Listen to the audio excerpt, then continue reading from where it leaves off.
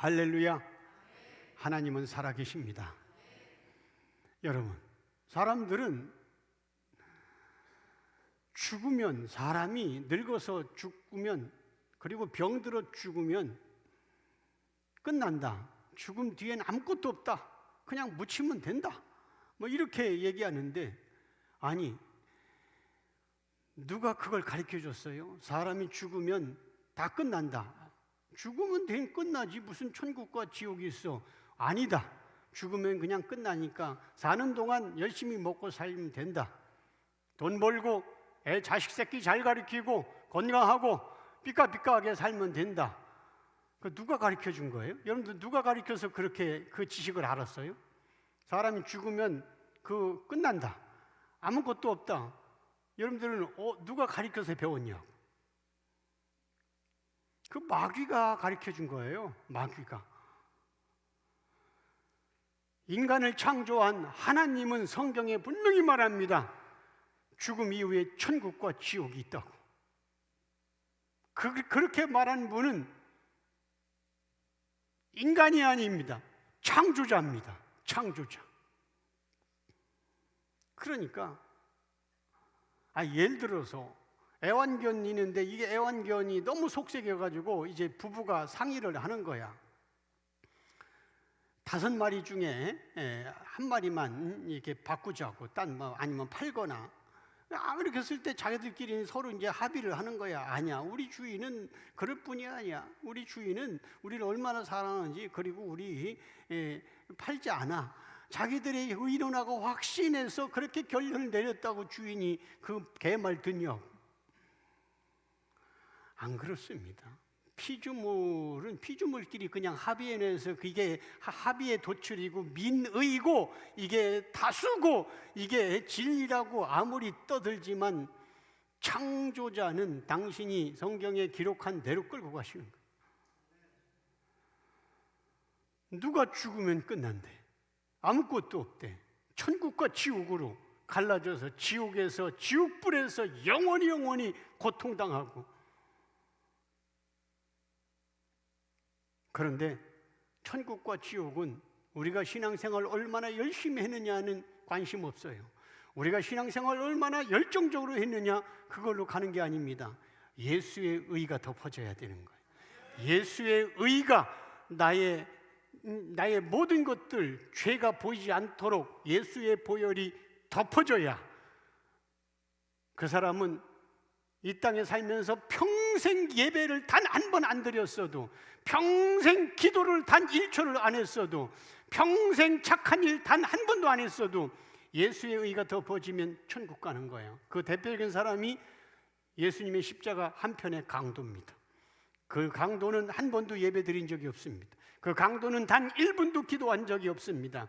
그 강도는 착한 일 한 적이 없는데 오늘 네가 나와 함께 낙원에 있으리라.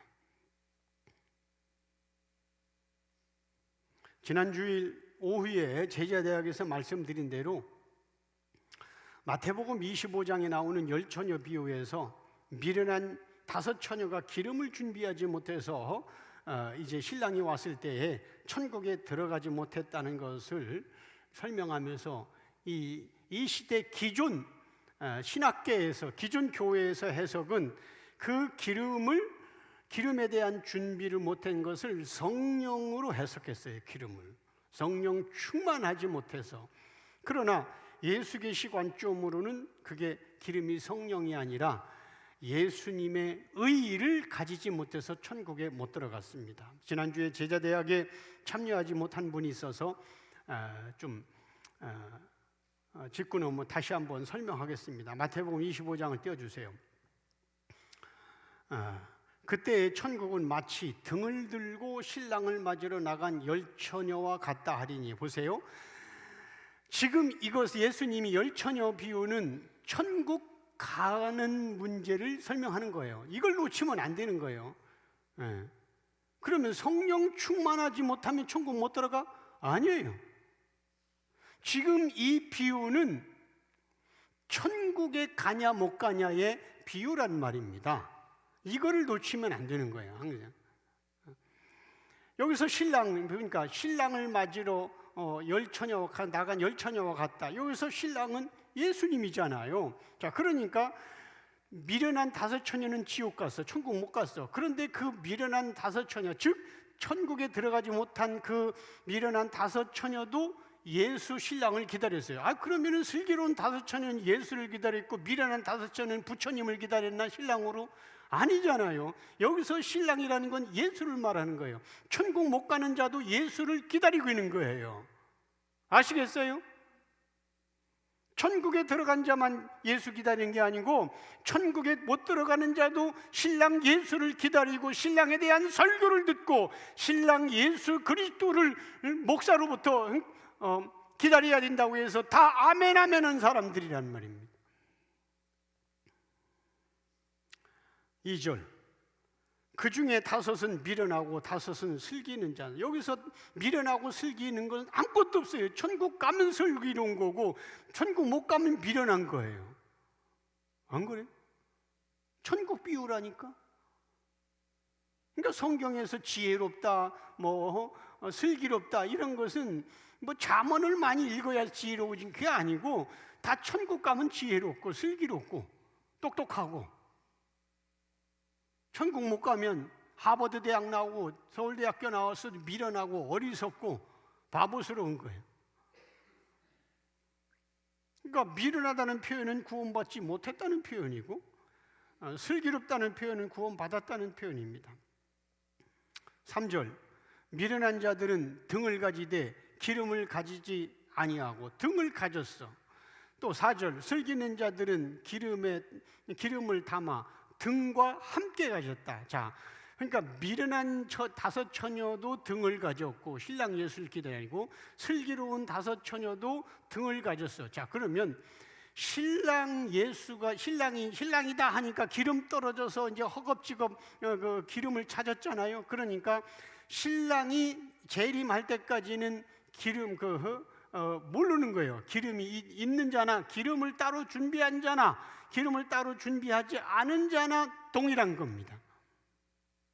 그리고 신랑 예수다, 신랑이로다 하니까 이제는 기름 준비한 자는 들어가는. 그러니까 신랑이 오실 때, 즉 예수님이 재림 전까지는 누군지를 모르는 거예요.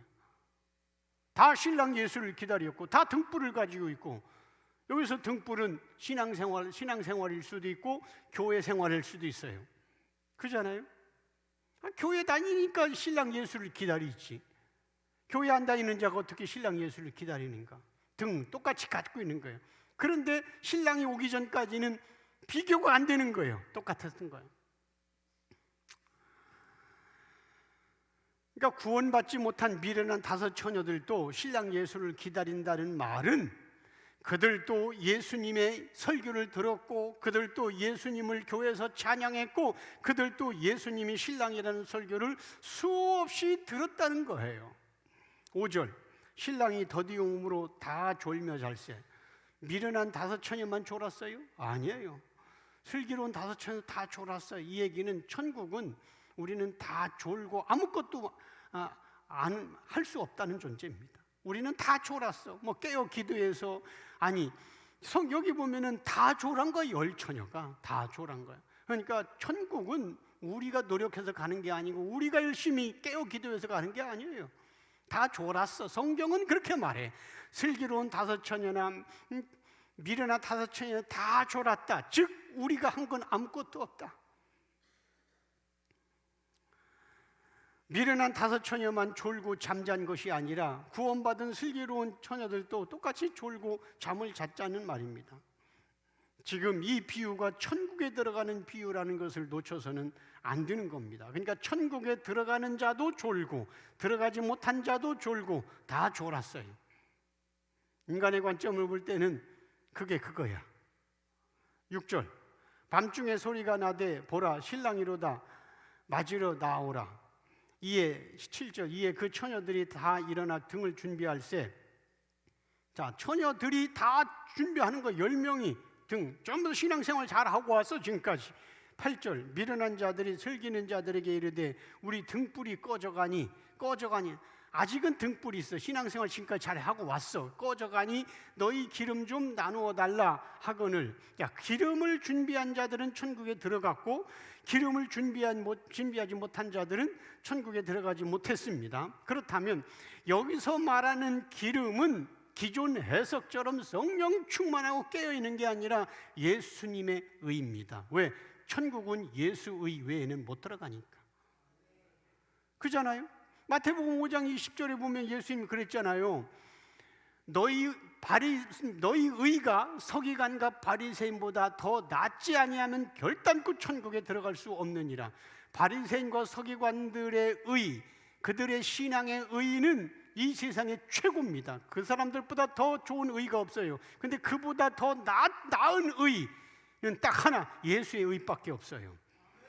그래서 열처녀 비유는 천국에 들어가는 비유잖아요. 그러니까 예수님의 의가 있는 자는 들어가는 거고 예수님의 의가 없는 자는 못 들어가는 거예요. 그러니까 무슨 얘기냐면 열처녀가 똑같이 다 졸았고 똑같이 등불을 가지고 불을 밝히며 신앙생활하고 신랑 예수를 기다렸어요. 그런데 결국은 그래서 다 신랑을 10명이 다 신랑 예수를 맞아서 천국을 기대했는데 신랑이 딱 와보니까 예수 중심으로 신앙생활하지 않고 내가 율법과 계명을 잘 지켜서 내가 이만큼 그래도 장로요 목사요 내가 교회를 몇 개 개척했고 내가 전도를 1000명 했고 자기 의를 드러낸 자, 그게 기름이에요. 자기 의를 드러낸 자, 이걸 가지고 주님 나 보세요 이렇게 열심히 했잖아요. 그러니까 주님은 모른다고 하고 예수의 의만, 자기 율법과 계명을 지키지 못했고 나는 죄인 중에 괴수고 나는 창녀고 나는 강도입니다 이렇게 고백하며 있었던 예수의 의로 덮어진 자만 들어간 거예요. 그러니까 9절에 보니까 슬기 있는 자들이 대답하여 이르되 우리와 너희가 쓰기에 다 부족할까 하노라. 이거 비유니까 이렇게 얘기한 거고, 차라리 파는 자들에 가서 파는 자들에게 예수가 파는 거예요. 예수가 천국을 파는 거예요. 예수가 천국을 나눠주는 거예요. 파는 자들에게. 이거 천국 비유라는 걸 잊지 마세요. 뭐 기름 사러 이게 비유인데 천국은 마치 했는데 무슨 뭐 기름집에 가는 것 같아? 아니에요. 천국입니다. 그럼 기름을 누가 팔아? 예수가 파는 거예요. 그잖아요. 파는 자들에 가서 쓸 것을 사라. 그들이 사러 간 사이 신랑이 오므로, 자, 그들이 사러 갔다. 비유인데 살아갔다. 이제부터 이제 율법과 계명이 아니구나. 난 이건 줄 알았는데 여기서 예수를 믿으려고 했더니 아닌 거야. 이제 그 문이 닫힌 겁니다. 그래서 예수 중심으로 신앙생활 할 수 있는 기회는 이 땅에 살아있을 때만 가능한 거예요. 주님 오셨을 때는 틀린 겁니다. 그러니까 사러 간 사이가 뭡니까? 이제부터 자기들이 율법과 계명으로 자기 의를 내놓으면 박수 받을 줄 알고 상 받을 줄 알았더니 그게 아니라는 걸 깨닫고 이제 수습하려고 했더니 안 틀린 겁니다. 그잖아요? 그래서 문이 닫힌 겁니다. 그들이 사러 간 사이 천국 문 닫혔어요. 천국에 대한 비유니까 그제서야 미련한 5처녀가 기름을 사러 갔다는 얘기는 천국의 티켓인 예수님의 의를 구하고 있다는 겁니다. 왜? 기름을 예수가 파니까 천국 의를. 그러나 그때는 이미 심판이 시작됐기 때문에 늦었습니다. 그렇습니다. 예수 계시의 진리는 이 땅에 살고 있는 기간만 유효합니다. 11절. 그 후에 남은 처들이 와서 이르되 주여 주여 우리에게 열어주소서. 주여 주여 문 두들기면서, 아니 교회 안 다니고 신랑 예수를 기다리지 않은 사람들이 천국 가서 문 두들기겠어? 그잖아요. 부처 평생 믿었던 사람들이 천국 가서 문 두들기겠어? 교회 열심히 다니며 신랑 예수 기다렸던 자들이 주여 주여, 그러니까 주라고 하는 거. 예수여 예수여 우리에게 열어달라. 아자냐, 평생 교회를 다녔고 모태신앙으로 충성 봉사를 했는데 천국에 못 들어간다는 말에 너무나 당황한 겁니다. 내가 목사로 얼마나 충성 봉사했는데, 내가 장로와 권사로 얼마나 교회에 봉사를 많이 했는데, 내가 얼마나 신랑 예수를 기다렸는데 못 들어간다니, 그 얘기입니다. 12절. 같이 읽습니다. 대답하여 이르되 진실로 너희에게 이르니 내가 너희를 알지 못하느냐. 자, 내가 너희를 알지 못한다. 분명히 신랑이 신랑을 기다렸어요. 미래는 5처녀도 신랑을 기다리면서 예수를 찬양하면서 교회 충성봉사했는데 막상 그 신랑은 하는 말이 나도 모른다는 거예요. 예수님은 10처녀 비유에서 뿐만 아니라 율법 완성의 그 장인 마태복음 5장, 6장, 7장이 율법 완성장이잖아요.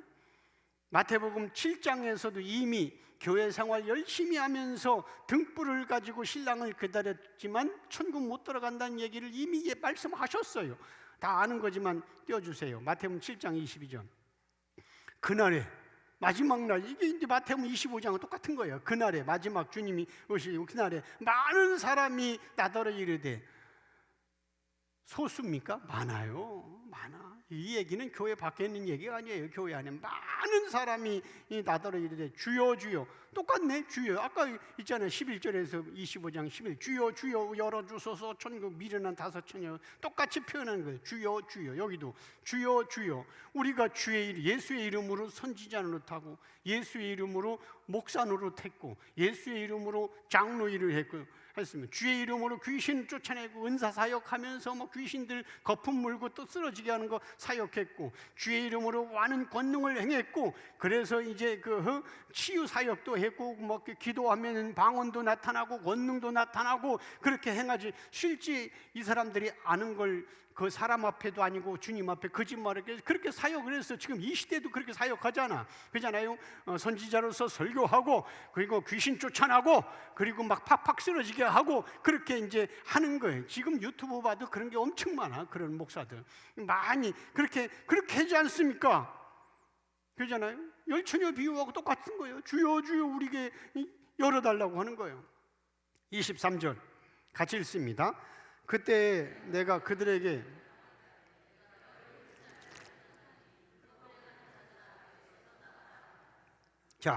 그때 내가 그들에게 말하되, 이 사람들이 부처님 섬겨서 미움받는 게 아니라니까. 내가 말하되, 예수님이 이거 친히 하신 말씀이요, 나는 너희를 도무지 모른다.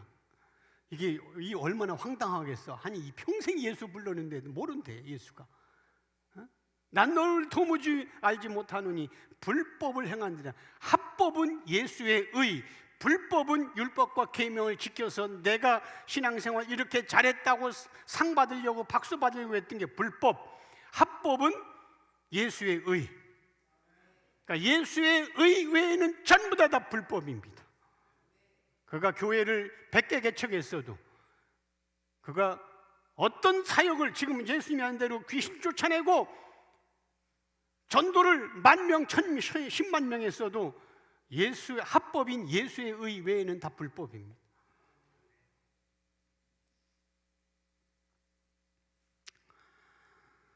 우리가 예수님의 진리 복음에 그래서 집중하지 않으면 우리도 이런 비참한 꼴 당할 수밖에 없습니다. 꼭 기억해야 할 것은 마태복음 7장이나 10처녀 비유인 25장에서 구원에서 죄된 자들도 모두 동일하게 교회 열심히 신앙생활했다는 거예요. 동일하게 충성 봉사했다는 거예요. 동일하게 주여 주여 주님을 찾았다는 거예요. 신랑을 기다렸다는 자예요. 그런데 불행한 것은 교회 다니고 있는 모든 교인들이 어떻게 생각하냐면은 이 성경은 나와 상관이 없다. 이단들이고 교회 안 다니고 이렇게 생각하지 나라고 생각하는 거예요. 불행한 것은.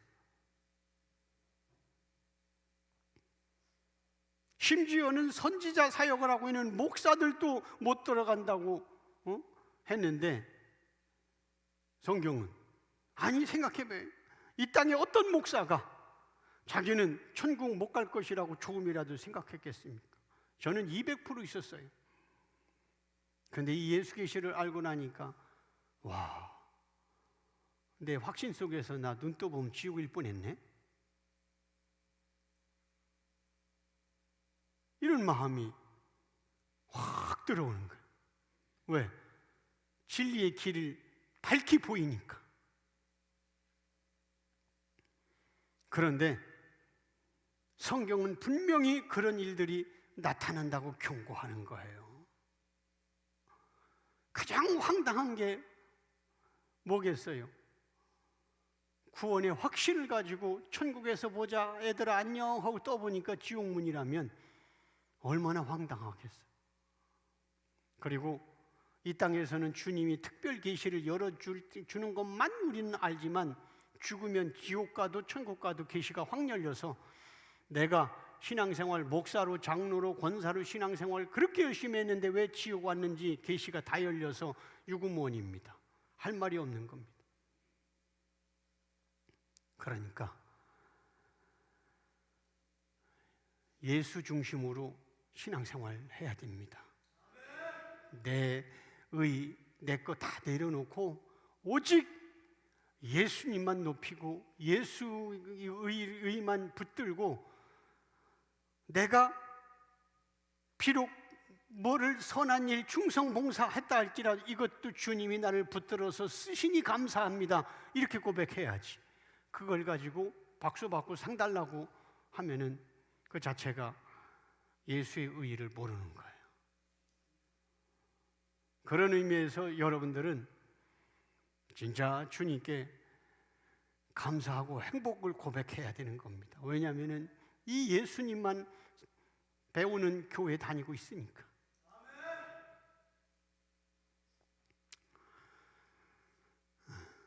지난번 예수제자학교에서 이거 얘기했는데 갑자기 안 들은 사람도 있으니까 좀 했으면 좋겠다 이런 성령께서 마음을 주셔서 그렇게 풀었습니다. 오늘은 지난번에 하려고 준비 많이 한 거 이제 그거 다 풀어주면 왜 이 시대가 이 시대 목사들이 왜 예수를 이야기하면서 율법과 계명으로 가는지 그 이유는 유대 신학에 기초했는데 왜 유대 신학을 따라가는가에 대해서 오늘 유대 신학이 뭔지에 대해서 오늘 예수 제자학교에서 설명을 잘 할 겁니다. 이제 또 로마서 본문을 또 해석을 하겠습니다. 25절 띄워주세요. 11장 25절 같이 읽습니다.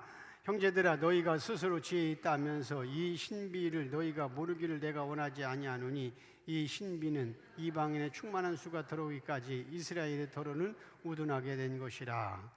자, 이 신비한 구원의 비밀, 이 신비라는 성경에도 신비라는 게 자, 모든 성경은 나에 대한 것이다. 이거 대주제, 대주어 있잖아요. 항상 자, 성경의 대주제, 대주어는 예수 그리스도예요. 나머지는 전부 다 소주제, 소주어예요. 그죠? 가주어, 진주어. 진주어는 예수 그리스도, 대주어, 예수 그리스도. 그래서 모든 것들을 예수로 대입해서 해석을 해야 됩니다. 왜? 성경 해석 방법을 예수님이 그렇게 말씀하셨으니까. 자, 그래서 이 비밀이라고 했잖아요. 이 신비가 뭡니까? 구원을 이루는 신비를 말하는 거예요. 구원을 말하는 신비. 그러니까 바울은 뭐라고 얘기냐면 이 신비한 구원의 비밀에 대하여 나는 로마 교인 당신들이 알기를 원한다. 근데 이 비밀이란 뭐냐면 이방인의 충만한 수가 들어오기까지. 그죠? 이 신비는 있잖아요. 이 신비는 이방인의 충만한 수가 들어오기까지 이스라엘의 더러는 우둔하게 된 것이라. 이게 신비라는 거예요. 이게 구원의 신비라는 겁니다. 자, 이방인의 충만한 수는 한마디로 얘기해서 창세전 언약 백성을 말하는 거예요. 유대인이 볼 때는 자기들 왜 이방인이라고 하지만 그건 그들의 해석이고 창세전 언약 백성을 여기서 이방인의 충만한 수라고 얘기해요. 그리고 이스라엘의 더러는 여기 보니까 우둔하게 됐다는데 더러는이라는 게 제가 원어를 찾아보니까 일부는 한 부분은 이렇게 했는데 그러니까 여러분 이스라엘은 민족적 이스라엘은 예수님 오시면서 이제 끝났어요. 그래서 참 이스라엘은 예수를 믿는 사람이 다 이스라엘이잖아요. 자, 그런 차원에서 이 영적인 차원에서 우리가 이것을 읽고 해석해야 되는 겁니다. 그래서 이스라엘의 덜어는 일부는 율법과 계명을 지키면서, 그러니까 전체 참 이스라엘 가운데 민족적 이스라엘은 일부가 되는 거예요. 거기도 예수 믿는 사람이 소수가 있으니까. 그러니까 민족적 이스라엘은 아주 이제 일부가 되는 거예요. 전체 이방인의 수가 포함될 때 볼 때, 구원 창세적 언약 전체를 볼 때에 아주 일부가 되는 거예요. 그죠? 그래서 덜어는 일부는 율법과 계명을 지키면서 하나님 중심으로 살고 있다고 자부하고 있는 그 민족적 유대인들은 계속적으로 우둔하고 완고해질 것이라는 표현입니다. 저게 우둔하게 될 것이다. 그래서 지금 저들이 지금 자기들은 하나님 중심으로 지금 예수 잘 믿고 있다고 하는 거예요. 네. 덜어는 이스라엘의 소수가 아니고 전체 참 이스라엘을 볼 때에 26절 떼어주세요. 그리하여 온 이스라엘의 구원을 받으리라. 이걸 문자적으로 해석하니까 와, 온 이스라엘이, 그러니까 언젠가는 하나님이 저 이스라엘 중동 지역에 있는 저 사탄과 같은 민족적 이스라엘이 다 구원할 거다, 이렇게 해석하고 있잖아요. 이 시대가 문자적으로 해석해서 아니에요.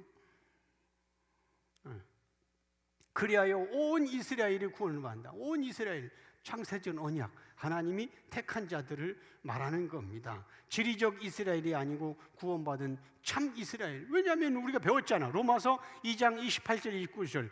표면적 유대인이 유대인이 아니요 이면적 유대인이 유대인이라 배웠잖아. 성경 정확히 나왔어요. 자, 그 다음에 기록된 바, 여기서 이제 기록된 바, 구원자가 시온에서 오사 야곱에게서 경건하지 않은 것을 돌이키시겠고자. 기록한 바라는 얘기는 그 앞에 지금까지 우리가 25절 26절을 사도 바울이 설명하면서 왜 이렇게 얘기할 수밖에 없는지, 아니 기록된 바 구약 성경에는 이렇게 기록됐다, 그런 거로 25절 26절이 이런 거란다, 이렇게 해석되는 거예요. 그잖아요? 25절 26절을 그렇게 해석했고, 왜 이렇게 해석하는, 왜 이렇게 기록하는지 아니 구약에서 이렇게 됐어, 이걸 근거로 이렇게 되는 거야, 기록된 바, 이렇게 하는 거예요. 그잖아요? 네. 구원자가 시온에서 오사 야곱에게, 이스라엘에게 경건하지 않은 것들을 돌이키시겠고, 그렇게 하는 겁니다. 구원자가 시온에서 온다는 말은 이사야 59장 20절을 인용한 띄워주세요. 여기 보면은 여호와의 말씀이라 구속자가 시온에서, 메시아가 시온에서 온다. 그러니까 신약은 다 구약을 해석한 거예요. 다 신약은 따로 구약하고 상관없는 게 아니라 구약 오시겠다고 하는 메시아를 오신 메시아로 해석한 거예요. 구약 신약은. 자, 그래서 이렇게 해석하니 구속자가 시온에 임하며, 시온은 예루살렘을 말합니다. 구원의 구속자가 예루살렘에 임하며 야곱의 자손 가운데서 죄가를 떠나는 자들에게 임하니라, 이렇게 얘기한 거예요. 그죠? 메시아가 오면, 그러니까 메시아가 오면 이스라엘 백성 가운데 죄 문제를 해결받을 자가 있다는 거예요. 그런데 그들이 구원받는다, 그런 표현을 하는 거예요. 그러면서 27절, 로마서 11장 27절 띄워주세요. 내가 그들의 죄를 없이 할 때에, 이게 이제 이사야 계속 인용한 거예요. 이게 내가 그들의 죄를 없이 할 때에 그들에게 이루어질 내 언약이 이것이라 함과 같으니라. 이 구약을 그대로 얘기한 거예요. 그들의 죄를 없이 할 때에, 그러니까 그들의 죄를 없이 할 때에, 그러니까 내가 죄를 청산하는 게 아닙니다. 죄가 내가 끄는 게 아니고 하나님이 죄를 없애주는 거예요. 이게 예수의 의입니다. 다른 거 없어요. 그잖아요? 내가, 이 하나님이 있잖아요. 내가 그들의 죄를 없이 할 때에, 그러니까 우리가 율법과 계명을 잘 지켜서 내가 의롭게 살고 내가 죄를 멀리해서 주님 기뻐할 거야, 주님으로부터 상 받을 거야, 이게 아니라는 거예요. 주님이 홀로 그냥 죄를 일방적으로, 우리가 아직 죄인 되었을 때에 하나님이 자기 아들을 십자가에 죽으셨다고 로마서 5장에 말씀하고 있잖아요. 철저하게 예수님 홀로 하신 거예요. 이걸 모르니까 예수님이 다 밥상 차려놨더니 거기다가 숟가락 하나 놓고 나도 했습니다, 상 주세요 하는 게 하나님 적그리스도라고 늘 말씀드렸어요. 로마서 11장 28절 띄워주세요. 복음으로 하면, 자, 복음은 예수님의 닉네임 가운데 또예요. 예수님의 닉네임, 예수님이 다 또 다른 예수님의 닉네임은 포도나무, 선한 목자, 양의 문, 그러잖아요. 뭐 또 복음, 의, 상급, 면류관, 다 이게 예수를 표현하는 거예요. 그러니까 복음도 예수예요. 굿뉴스, 좋은 소식. 자, 복음으로 말하면, 즉 예수로 말하면 그들이 너희로 말미암아 원수가 된 자. 여기서 그들은 유대인이에요. 지리적 유대인이에요. 그러니까 예수를 믿음을 예수로 말하면 유대인들이 너희 로마 교인들이 로마서잖아요. 로마 교인들 너희들이 예수를 영접했으니까 너희로 말미암아 이제는 결국은 예수가 원수가 된 거예요. 택하심으로 말하면, 그리고 그러니까 이방인들이 예수를 받아들이고 구원받았기 때문에 유대인들은 상대적으로 예수님과 원수가 되었다는 뜻이에요. 그런데 택하심으로 말하면, 하나님이 택하심으로 말하면 조상도로 말미암아 이스라엘이 사랑을 입은 자라. 이게 무슨 얘기냐면, 복음은 즉 예수로 말하면 너희들이 이방인들이 예수를 믿었기 때문에 예수하고 원수가 되었다. 지금 그 이방 유대인들이. 그런데 택하심으로 말하면 아브라함을 선택해서 이제는 그 이스라엘을 시작했잖아요. 택하심, 조상도로 말미암아 사랑을 입은 자다. 이게 뭐냐면 유대인들에게도 하나님의 은혜가 있었다는 거예요. 은혜가 입었다는 거예요. 그게 뭐냐면 하나님의 선택으로 인하여 메시아가 오는 통로로 삼은 은혜, 사랑받는 민족이었다는 겁니다. 그리고 그들에게 또 하나님의 말씀을 맡겼잖아요. 이런 은혜가 있었다는 거예요. 택하심을 받는, 택하심으로 말미암아 하나님이 선택했잖아요. 아브라함을 선택해서 모든 민족을 그렇게 삼게 했다고 했잖아요. 그러니까 예수님은 이 땅에 구원자로 오셔야 하는데, 이 땅에 많은 민족, 대한민국도 있어, 많은 민족 중에 유대인을 택하여서 이스라엘 민족을 통로로 메시아가 이 땅에 오시기로 결정하셨다는 거예요. 그게 은혜라는 거예요. 그게 그들에게 하나님의 은혜라는 겁니다. 그래서 하나님은 메시아가 오는 통로로 쓰임받고 있었던 이스라엘에게 계속적으로 나타나셔서 계속 함께 하셨고, 그들에게 율법도 맡기셨고, 메시아의 예표인 예표적 사건도 주셨고, 메시아를 예표하는 사람들을 이스라엘 사람들 통해서 일으켰다. 그들에게 그렇게 은혜를 주셨다는 겁니다. 그러나 하나님의 그런 은총의 수의 기간은, 메시아가 이 땅에 오면 그 수의 기간은 끝난 거라는 거예요. 이걸 모르니까 메시아가 오면 이스라엘은 할 도리는 다 했어요. 예수 안 믿으면 버림받는 겁니다. 그들이 메시아가 오기 전까지는 그들이 하나님을 대적해도 버리지 않아요. 계속 뭐 바벨론의 포로로 끌려가게 하고 징계하고 하나님이 심판하고 이렇게는 하더라도 메시아가 오기 전까지는 계속 끌고 가시는 거예요, 하나님이. 근데 이제 메시아가 딱 오신 이후에는 더 이제 사명을 감당한 겁니다. 그잖아요. 하나님의 은혜의 수혜가 끝난 거예요. 그들도 이제 그 예수를 믿음으로써 이제 주의 축복과 은혜를 받기 시작하는데, 예수를 믿지 않고 거부하고 지금도 메시아 기다리니까 사탄 짓 하는 거예요. 마귀 짓 하는 거예요.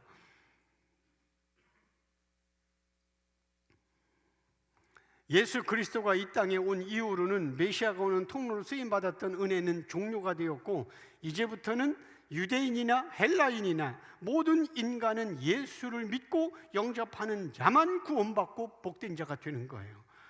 그런데도 어리석은 유대인들은 아직도 자기들은 하나님의 선택받은 민족이라고 착각하며 지금도 전쟁에서, 이번에도 보니까 어제 뉴스 보니까 어떤 이란인가 어디 아파트에 어마어마한 걸 포기해가지고 아파트가 무너지는 영상이 떠 있더라고. 그러면서 자기들은 하나님이 허락한 전쟁이라고 이렇게 헛소리하는 거예요. 이스라엘 민족은 예수님이 오시기 위해 택함 받았고, 그 메시아가 이 땅에 오심으로 모든 그들에게 부어졌던 은혜는 종료됐습니다. 그래서 이스라엘 성지 순례를 간다고 우리도 뭐 여러 번 갔다 왔는데 잘못 가면, 이런 예수 계시를 알지 못하고 잘못 가면 성지 순례가 아니라 배교 순례 갔다 오는 겁니다. 이런 진리를 모르면.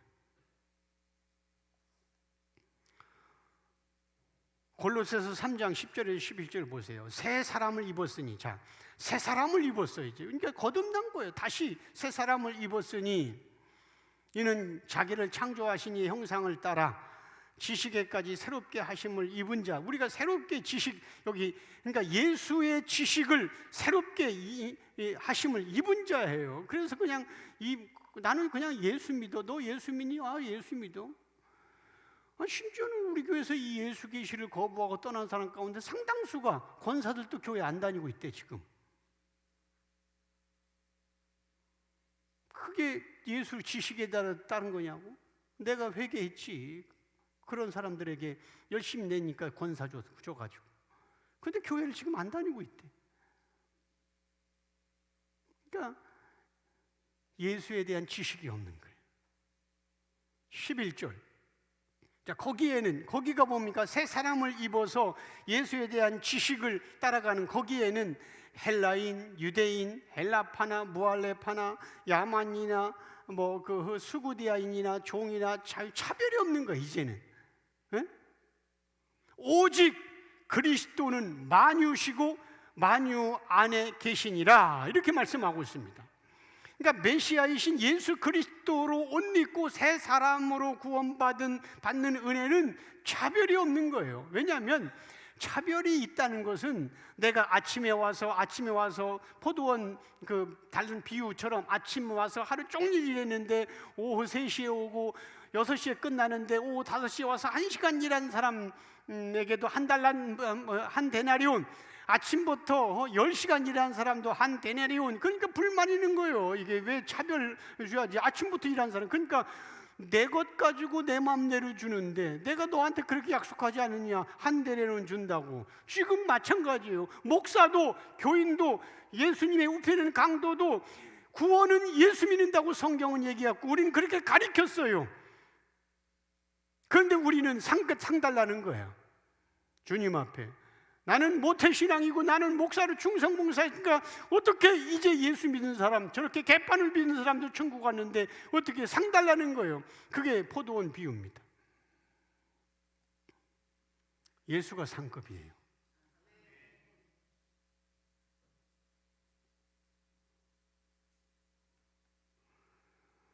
로마서 11장 29절 띄워주세요. 하나님의 은사와 부르심에는 후회가 없느니라. 하나님의 은사, 여기서 은사는 은혜입니다. 다른 말로 구원입니다. 구원. 하나님의 은혜, 하나님의 구원과 부르심에는 후회함이 없다. 자, 그럼 후회함이 없다는 얘기는 변질될 수도 없고 바뀌지도 아니하고 수정하지 않는다는 거예요. 그렇잖아요? 자, 그러니까 창세전 언약 백성에 대한 하나님의 구원은 인간의 태도와 삶의 모습에 전혀 영향을 받지 않습니다. 자, 다시 한번. 하나님의 은사와 부르심에는 후회하심이 없느니라. 이거 후회라는 건 번역이 잘못된데 변함이 없으시니라, 바뀜이 없느니라, 이렇게 했거든요. 하나님의 구원, 은사의 구원과 부르심에는 바뀜이 없어, 변함이 없어. 그냥 왜? 전능자니까. 그렇기 때문에 창세전 언약 백성으로 부르시고 선택했다고 하는 얘기는 쉽게 얘기해서 우리의 신앙생활의 행함의 모습과 우리의 상태와 우리의 태도의 영향은 전혀 구원에 영향 끼치지 않는 겁니다. 이걸 모르니까 야, 너 그래가지고 구원 받을 수 있어? 목사가, 장로가 너 그렇게 살아서 구원 받을 수 있어? 이게 이제 하나님의 은혜를 몰라서 그래요.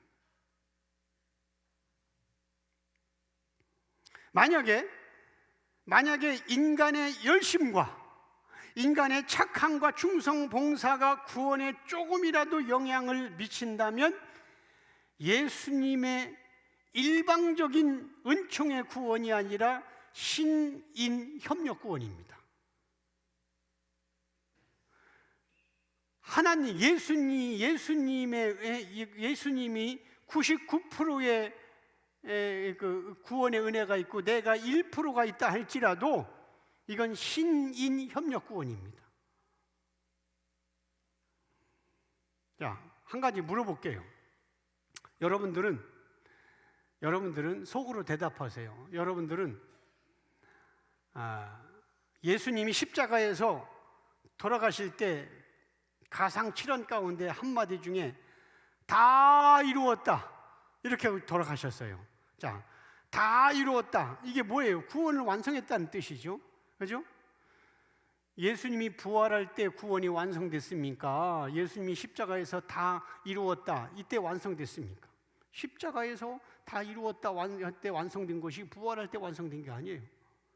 예수님이 십자가에서 다 이루었다, 뭐를?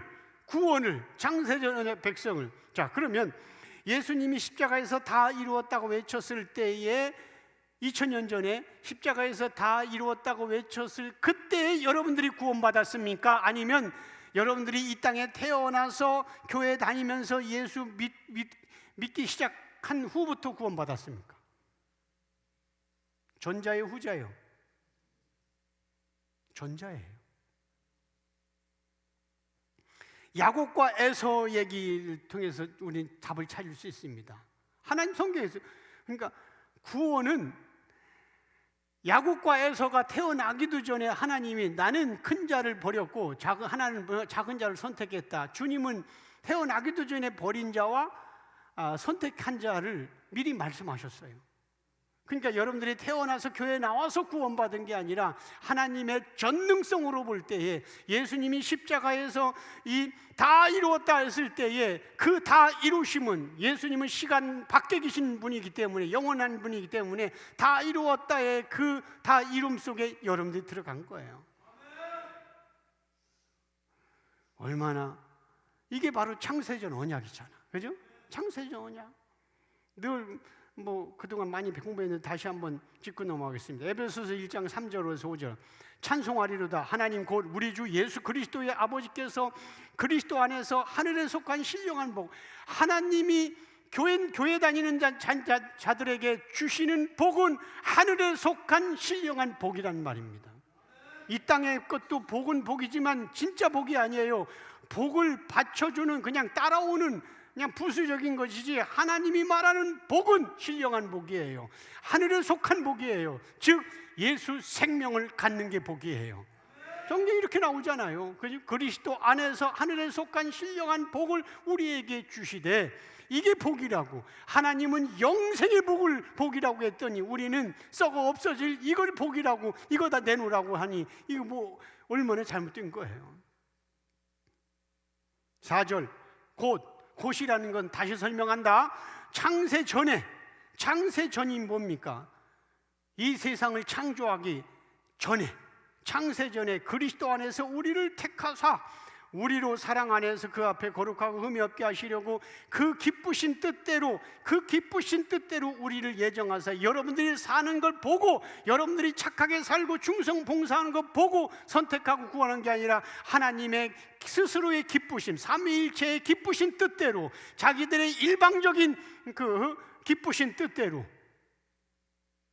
여러분들이 신앙생활 잘하는 거 보고 뽑은 게 아니라, 그잖아요. 그 기쁘신 뜻대로 우리를 예정하사, 그러니까 일방적인 거예요. 주님의 일방 예정하사 예수 그리스도로 말미암아 자기 아들들이 되게 한, 창세 전에 아들들이 되게 한 거예요. 누구로? 예수의 의로.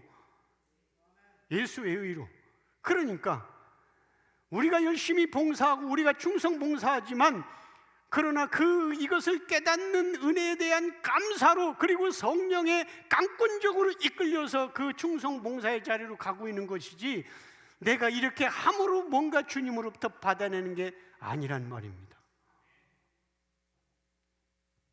우리가 태어나기도 전에, 아니 모든 만물이 창조되기도 전에, 창세전에 그리스도 안에서 우리를 택하시고 예정하셔서 예수 보혈로 이미 하나님의 아들이 되게 하셨는데, 이 하나님의 예정과 선택에는 후회하심 없다. 즉 변질이 바뀌지 않는다는 얘기는 신은 인간은 변개하지만 신은 안 그렇다는 거예요.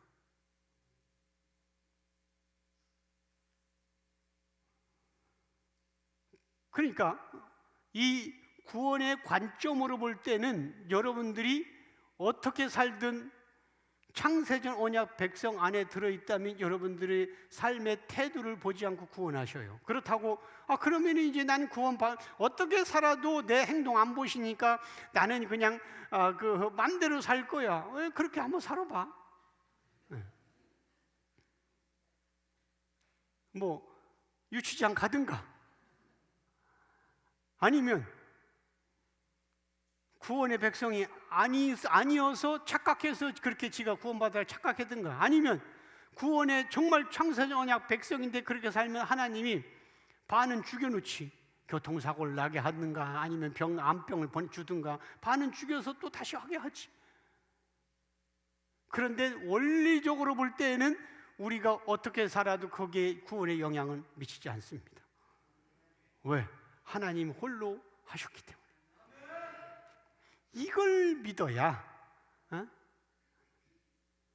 우리가 자유할 수가 있는 거예요. 그죠? 혹시 죄를 졌다 할지라도, 혹시 잘못했다 할지라도, 실수했다 할지라도 자유할 수가 있는 거예요.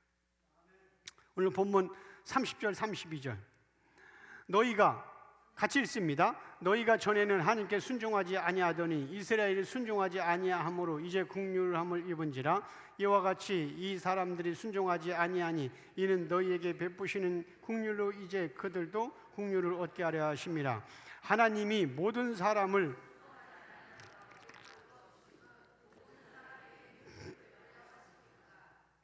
이게 30절에서 32절 같은 얘기인데, 자 32절 띄워주세요. 그냥 놔주세요. 하나님이 어떻게 했냐면 모든 사람을 순종하지 않도록 가두었다. 불순종의 그릇에 가둬둔 거예요. 자 여기서 모든 사람은 아담부터 모든 인간을 다 포함하는 거예요. 자 모든 사람을 하나님이 불순종에 가둬뒀어. 자 그러면 하나님이 선악과를 아담에게 먹지 말라고 했을 때 하나님은 먹을 걸 아셨어요. 몰랐으면 그 전능자겠어? 그러니까 하나님이 모든 인간을 순종 못하도록 불순종이라는 곳에 가뒀다고 했는데 그 이유는 뭐라고요? 은혜를 부으시려고. 은혜를 부으려고. 여러분 생각해보세요. 하나님 말씀에 척척 순종하는 자에게 은혜가 뭘 필요해? 다 순종하는데. 그렇잖아요? 은혜는 불순종하는 자에게만 유효한 거예요. 그러니까 하나님 나에게 은혜를 주십시오 하는 얘기는 나는 죄인이라고 고백을 해야 되는 거예요. 왜? 불순종하고는 죄인에게 은혜가 필요한 것이지 순종을 척척 했는데 무슨 은혜야? 대가를 달라고 해야지. 그러니까 이 시대는 지금 용어도 잘 모르는 거야. 자기들이 확 해놓고 대가 달라고 해야 돼. 상급으로. 근데 은혜 달라고 하면 은혜는 순종한 자에게 주는 게 아니에요. 불순종한 자에게. 자 그렇게 볼 때에 아담과 하와가 선악과를 따먹는 불순종도 결국은 하나님이 불순종에 가둬뒀기 때문에 그렇습니다. 만약에 하나님이 아담에게 야, 너 선악과 먹지 말라. 여기 에덴 동산에 뭐 딸기도 있고 바나나도 있고 엄청나게 망고도 있고 다 뭐 이거 뭐 하나님이 창조하는데 나중에 후대에 생겼겠어? 다 이거 마음대로 먹는데 이 선악과 요거를 먹지 마라. 그렇게 해서 얘가 아멘 알았습니다 해서 내가 창조했지만 참 똑똑하고 확실히 믿음직스러워 이렇게 믿었는데 아담이 거역하고 선악과를 따먹자 하나님이 순간 당황해서 내가 창조해서 내가 믿었는데 따먹자 순간 당황해서 급하게 구원자 예수 그리스도를 보내기로 계획했다면 그런 무능자가 무슨 창조자고 하나님이야? 아니에요.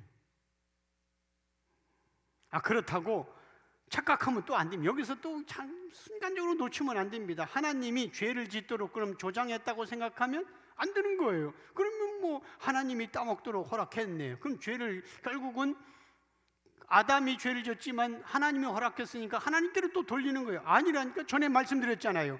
하나님에게는 어둠과 죄가 전혀 없어요. 0.01%도. 하나님은 빛이시고 하나님은 창조자고 하나님은 생명이기 때문에 하나님에게는 어둠과 죄가 없고 죽음도 없고 사망도 없어요.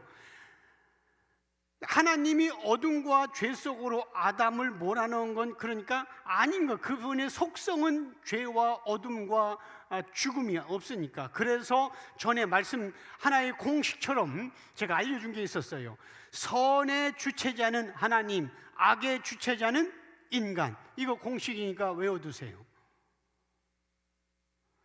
그러니까 여러분들이 살아가면서 혹시 말씀에 순종했으면 내가 한 게 아니라 선에 그것을 순종하고 충성봉사하고 목사로 복음 증거하고 이렇게 잘한 것 선에 했다면 내가 한 게 아니라 선의 주체자는 하나님, 그리고 모든 어둠과 죄와 나쁜 것 주체자는 나. 이 공식이라니까.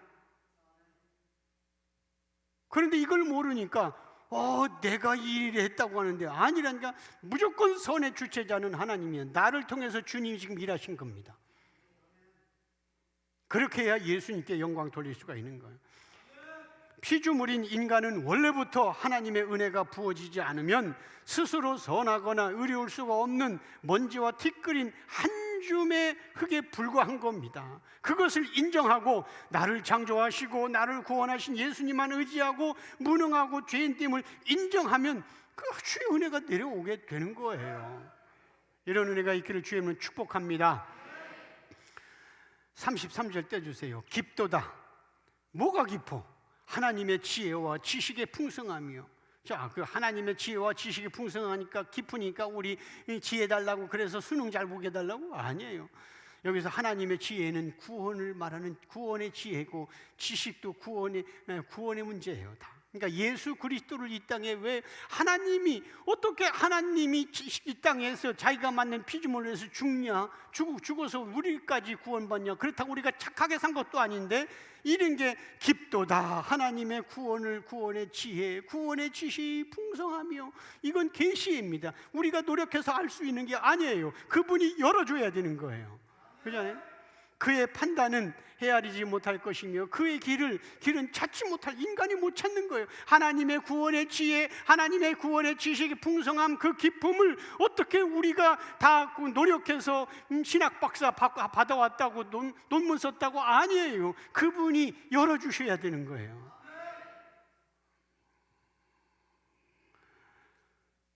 하나님의 구원의 방법은 인간의 합리적 사고로는 이해할 수가 없어요. 인간의 합리적 사고가 뭡니까? 인간의 논리와 인간의 합리적 사고로는 죄를 멀리해야 돼. 그죠? 죄를 멀리하고 깨끗하고 정직하게 살면서 세상의 빛과 소금처럼 정직하게 사는 자, 이걸 이 사람을 쓰다듬으면서 구원해 줘야 되는 겁니다. 그런데 예수님은 이 땅에 오시더니 그렇게 말씀대로 예배드리면서 금식하며 깨끗하게 살고 있던 바리새인들에게는 이 독사의 새끼들아, 이 뱀 새끼들아, 너희 아비는 마귀다, 이렇게 저주까지 하셨고, 그런데 날마다 죄의 현장에 있었던 창녀, 몸 팔고 있던 창녀 세례에 찾아가서는 오늘 나도 너를 다시는 정죄하지 아니하리라. 삭개오의 집에 가서는 오늘 구원이 이 집에 이르렀다 선포하시는 겁니다. 이것도 왜 하는지 이따 제자 학교에서 자세히 말씀드릴게요. 자, 인간의 이성적 판단으로는 율법과 계명을 잘 지키면서 가능하면 죄를 멀리하면서 착하게 살고 있는 그 사람들을 쓰다듬고 구원해 줘야 되는 거예요. 이게 인간의 생각 아니겠어요? 그러나 예수님은 한 번도 예배 드린 적도 없었고, 한 번도 기도한 적이 없었고, 한 번도 하나님을 찾은 적도 없었고, 한 번도 이웃에게 착한 일을 한 적이 없었던 십자가 우편의 강도에게 오늘 네가 나와 함께 낙원에 있으리라. 이게 인간의 판단으로 이해가 돼요? 안 됩니다. 이게 하나님의 깊은 지혜고 구원의 지식이에요. 그런데 호세아 6장 4절에 보면 내 백성이 지식이 없어 망하는도다. 그래서 너희가 내 지식을 버렸으니 나도 네 자녀를 버리겠노라. 신앙생활은 예수에 대한 지식이에요. 자, 이런 하나님의 놀라운 깊은 구원에 대하여 어떻게 인간의 합리적 사고와 이성적 판단으로 이해할 수가 있겠냐는 겁니다. 그래서 33절에서 바울은 깊도다 하나님의 지혜와 지식의 풍성함이요 그 판단은 헤아리지 못할 것이며 그 길은 찾지 못할 것이다 그랬어요. 그러면서 34절 띄워주세요. 누가 주의 마음을 알았느냐, 누가 그의 모사가 되었느냐. 이게 무슨 얘기냐면 어떤 인간이 하나님의 마음을 헤아려서 하나님 마음에 쏙 들도록 살았느냐, 어떤 인간이 구원에 대하여 하나님께 누가 그의 모사, 누가 한 주의 마음을 알았고 누가 주의 모사가 되느냐, 어떤 인간이 구원에 대해서 하나님께 이렇게 좀 해주세요, 이렇게 하면 나를 구원해 주실 거죠, 이렇게 하면 나 구원해 주실 것이요, 이렇게 해달라 저렇게 해달라 요청한 적이 있느냐, 모사가 되었느냐. 아니라는 거예요. 하나님 홀로 하셨다는 거예요. 그러잖아요. 누가 주의 마음을 알아서 착하게 살았고 누가 하나님께 이렇게 해달라고 모사가 됐느냐. 아니라는 거예요. 구원은 인간의 요청도 없었고 이 구원은 인간이 하나님의 뜻을 알아차리고 그 길을 찾아간 것도 아니라는 거예요. 저 말은 35절 띄워주세요. 누가 주께 먼저 드려서 갚으심을 받겠느냐. 자, 이게 뭐인가? 어떤 인간이 먼저 하나님 앞에 지극정성을 들여서 거기서 보상으로 구원받았느냐? 아니라는 거예요. 어떤 인간이 하나님 앞에 새벽기도 하고 열심히 금식기도 하고 하나님께 중성 봉사해서 무엇을 또 드렸기 때문에 그 답례품으로 구원받았느냐? 아니라는 거예요. 구원은 내가 이렇게 했으니까 하나님으로부터 받아내는 기브 앤드 테이크가 아니라 하나님의 일방적인 은혜로 값없이 선물로 면목 없이 주시는 게 구원이에요. 마지막으로 36절 띄워주세요. 같이 읽습니다. 이는 만물이 주에게서 나오고 주로 말미암아 주에게로 돌아갑니다. 그에게 영광이 세세에 있을지어다. 아멘. 자, 이는 이제 지금까지 설명한 거 왜 그렇게 하나님의 구원이고 우리가 뭐 주의 마음을 알았느냐, 우리가 모사가 되었느냐, 우리가 충성 봉사해서 그거 보고 하나님의 아니라는 거예요. 이는 왜냐하면, 결론이 왜냐하면 모든 피조물이 주님에게서 홀로 그냥 나왔고 그 모든 피조물이 주로 말미암아 현재 진행형 끌려가고 있고 모든 피조물이 주로 말미암아 돌아가서 천국과 지구로 귀결되기 때문에 그렇다. 그래서 그에게 예수님께 영광이 세세토록 있을지어다. 아멘 하는 겁니다. 얼마나 확실해요. 왜 구원이 인간의 행함이 아니냐면 모든 피조물이 예수님으로 시작해서, 그러니까 구원의 시작도 예수님, 구원의 과정도 예수님, 구원의 완성도 예수님입니다. 이게 예수 계시의 핵심이에요. 한마디로 말해서 예수님에 의해 시작되었고 예수님에 의해 존재하다가 우리가 예수님에 의해 종결되는 겁니다. 그러니까 예수님이 홀로 행하시는 겁니다. 우리는 그런 예수님의 놀라운 구원에 대하여 알고 계시가 열어주는 대로 깨닫고 고백하면서 그분께 감사와 찬양과 영광만 돌리면 되는 것입니다. 여기에 내 신앙의 자랑이, 내 충성이, 내 모태신앙이, 내 목사라는 직분이 드러나면 안 되고 조금이라도 나의 공로에 대하여 박수와 칭찬에 대하여 기대하거나 아니면은 또 기대했다가 없다고 실망하면은 그래서 주님께 올려야 할 영광을 조금이라도 내가 가로채면 하나님이 그냥 두지 않습니다. 이사야 43장 21절 같이 읽습니다. 이 백성은 내가 나를 위하여 지었나. 자, 이 백성은 결국은 크게 보면 구원받은 백성은 내가 하나님이 나를 하나님을 위하여 지었다. 그렇잖아요. 내가 나를 위하여 지었다. 나를 찬송. 이 한 짧은 한 장에 하나님이 자기를 세 번이나 표현해요. 내가 나를 위하여 지었고 나를 찬송하게 하는다. 우리는 그래서 이걸 깨닫고 감격하면서 정말 눈물 흘리면서 찬송하면 되는 거예요. 찬양하면 되는 거예요. 자, 이 말씀 속에 우리의 신앙의 충성과 열심에 대한 박수와 상급이 들어갈 자리가 어디 있냐고. 여기에 없어요. 하나님은 조금이라도 여기서 벗어나면 안 되는 거예요. 또 하나만 더 읽고 정리하고 마치겠습니다. 이사야 48장 11절 같이 읽습니다. 나는 나를 위하며 나를 위하여 이를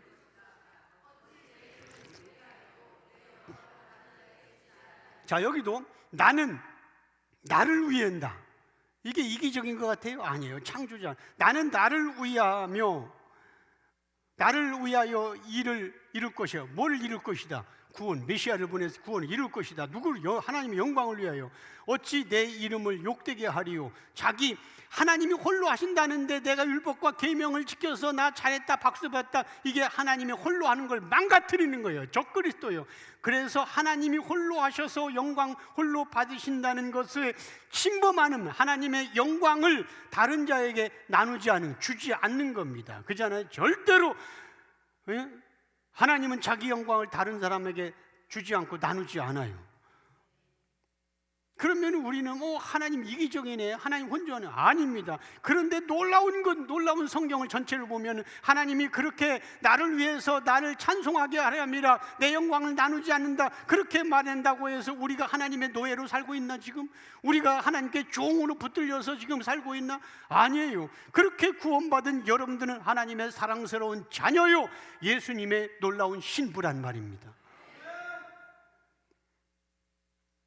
그렇게만 살면은, 그러면은 하나님 말씀대로 한다면 우리에게 영광을 나누지 않고 우리는 찬송만 하면 종과 노예로 돼야 되는데, 그리고 우리는 비참하게 되는데, 아닌 거예요. 하나님이 나는 내 남편이라, 내가 너를 사랑하는 너는 내 아들이다, 예수님은 너는 내 사랑하는 신부다, 그렇게 하면서 하나님과 하나가 되는 그 영광의 자리로 우리에게 올려주신 겁니다. 그런데 그거는 하나님이 우리에게 은혜를 부어서 그렇게 올려주는 거고, 우리 피조물의 원래 위치의 정체성과 고백은 나는 죄인입니다, 나는 아무것도 할 수 없는 자입니다, 나는 죄인 중에 괴수고 창녀 강도입니다, 이게 우리의 정체성. 이걸 놓치지 말자는 거예요. 이 정체성을 고백하고 이 정체성으로 가면 주님은 나를 이제 신부로 동등하게 높여주시고 신의 아들이라고 우리를 높여주신다는 겁니다. 그렇다고 우리가 목에다 힘줘 나는 신의 아들이다, 나는 예수의 신부다, 난 죄 없어가 아니라 우리의 정체성은 죽을 때까지 그렇게 고백해야 되는 거예요. 그러면 주님은 은혜를 부어주십니다. 이런 놀라운 은혜를 오늘 또 깨닫게 해주신 그 예수 그리스도에게 감사와 찬양과 영광의 박수를 올려드립니다.